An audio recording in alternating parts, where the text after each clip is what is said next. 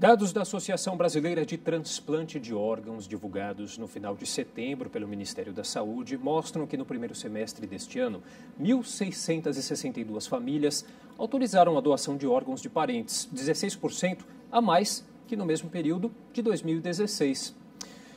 Mas apesar desse crescimento, o número de recusas para a doação ainda é grande. Ao todo, 43% dos brasileiros negam a doação de órgãos de seus familiares após a morte.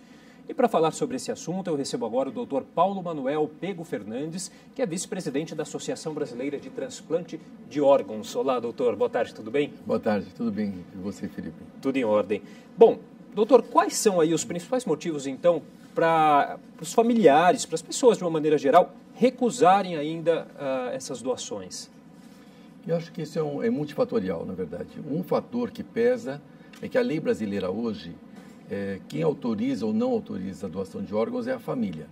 Então, a família é chamada a autorizar ou não isso num momento de muita dor, que é o momento que ele recebe a comunicação de que uma pessoa que ele gosta, uma pessoa querida, faleceu e, portanto, é um momento de emoções fortes e um momento difícil de tomar uma decisão como essa. Quer dizer, a pessoa, enquanto vive, ela não pode fazer essa declaração de que tem a vontade de fazer as doações dos órgãos para algum órgão público?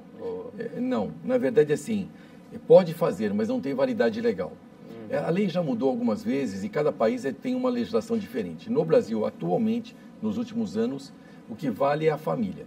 Se a família assina que concorda, vale. Se não, nada do que tenha sido deixado escrito vale. É óbvio que, assim, se a pessoa conversar com a família, falar, olha, eu gostaria, caso venha a poder ser um doador, eu gostaria de doar os órgãos, é muito difícil que alguém vá contra essa vontade. E certamente facilita muito a decisão da família num momento desse, que tem emoções distintas aí. Isso tem que ser bem acordado antes entre a pessoa e os familiares, né? Preferencialmente, sim. Outros fatores que levam é fator de confiança, de entender o que é um processo de morte cerebral, de ter certeza que aquele processo é um processo irreversível, de se sentir acolhida, porque é um momento que tem muito a ver com a emoção, né? Então, algumas vezes, por motivos que levaram ao óbito, a pessoa está revoltada, foi um episódio de violência, ou coisa assim. Então, naquele momento, essa tristeza misturada com revolta dificulta um ato de amor, que é o ato da doação de órgãos, né? Quais são os órgãos aí frequentemente mais doados após a morte, doutor? O transplante mais realizado no Brasil é o transplante de córnea. Ele é feito em torno de 20 mil transplantes de córnea por ano.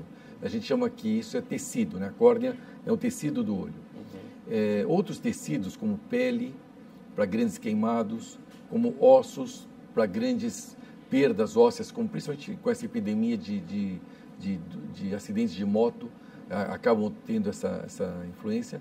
E outros órgãos sólidos, que são o coração, os pulmões, o fígado e os rins. Dentre esses, o mais realizado é do rim. O rim é feito em torno de 5.500 transplantes por ano. O fígado em torno de 2.200, coração em torno de 400 e pulmões em torno de 100 transplantes por ano. Agora a gente teve aí, como a gente falou no começo, um aumento aí de 16% nessas autorizações para doação, né? Na comparação aí do primeiro semestre do ano passado com esse. Isso. Ao que se deve esse aumento, doutor? Olha, eu acho que assim, a tendência, na verdade, é que tomara, né? Que a gente aumente cada vez mais. Por quê? Porque tem um número crescente, na medida que os transplantes caiam mais na rotina, vamos assim dizer, dos hospitais, dos médicos e dos próprios pacientes, existe uma demanda oculta. Então, hoje, nós temos em torno de 40 mil pessoas aguardando na fila. 40 mil é bastante, mas certamente tem, no mínimo, outro tanto, provavelmente mais, de pessoas que deveriam ser encaminhadas para transplante e que nem sabem disso. Que as pessoas não têm essa consciência, os médicos que as viram, ou que nem as viram, algumas vezes nem viram. Também não pensaram nisso, não lembraram do transplante. Então, tem uma demanda oculta grande. Nós temos que lembrar que nós temos 205 milhões de pessoas, aproximadamente, de habitantes, aproximadamente no Brasil. Então, para esse número de pessoas, certamente, a gente precisa de mais transplantes. E para fazer transplante, a gente precisa de mais doação.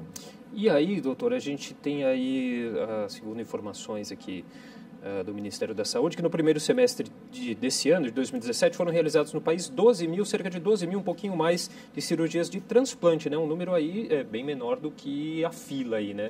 Sim. Como é que fica aí? A demanda ainda é muito maior do que as cirurgias isso, na realizadas. verdade, é um problema não só brasileiro, mas um problema mundial. Quer dizer, na medida que as pessoas vivem mais, na medida que a medicina avança, você consegue manter a pessoa que anteriormente faleceria, você consegue mantê-la viva, ao ponto de ela vir para precisar de um transplante.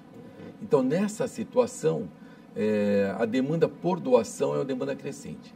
No Brasil, nós teríamos condição de ter mais doações, não só pela recusa de órgãos, que é bastante, ainda 43%, mas também pela subnotificação. Nós vamos trabalhar nas duas frentes. Numa frente é junto à população de doar mais, de entender melhor o processo e de ajudar mais a própria sociedade em que ela vive. E outra, em relação aos profissionais de saúde, médicos, enfermeiros, fisioterapeutas que trabalham com doentes graves, que trabalham em unidade de terapia intensiva, em pronto-socorro, de lembrar que em fazer o diagnóstico de doentes muito graves neurológicos, de progredir, de fazer o diagnóstico, ver se essas pessoas estão em morte cerebral, para que elas possam notificar as secretarias de saúde e as secretarias de saúde conversarem com as famílias para dar opção para a família. Porque muitas vezes a família até gostaria de doar, mas não teve essa opção.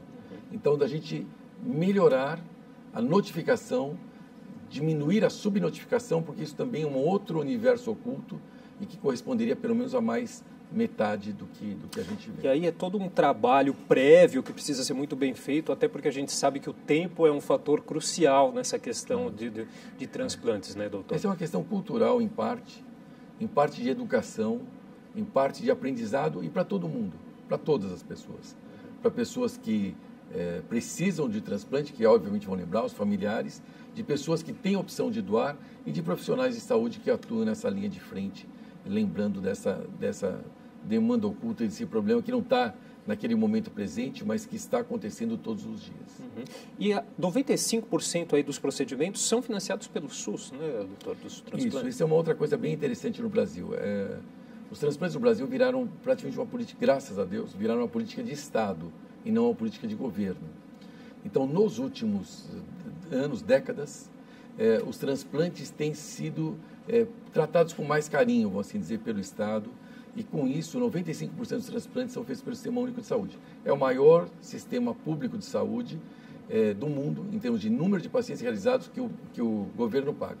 Países muito mais ricos que o nosso, muitas vezes as pessoas que não têm dinheiro não têm acesso ao transplante. E isso é uma coisa clara, não é uma coisa oculta. No Brasil, felizmente, não é isso que ocorre. A pessoa pagando ou não pelo transplante, ela está numa lista única.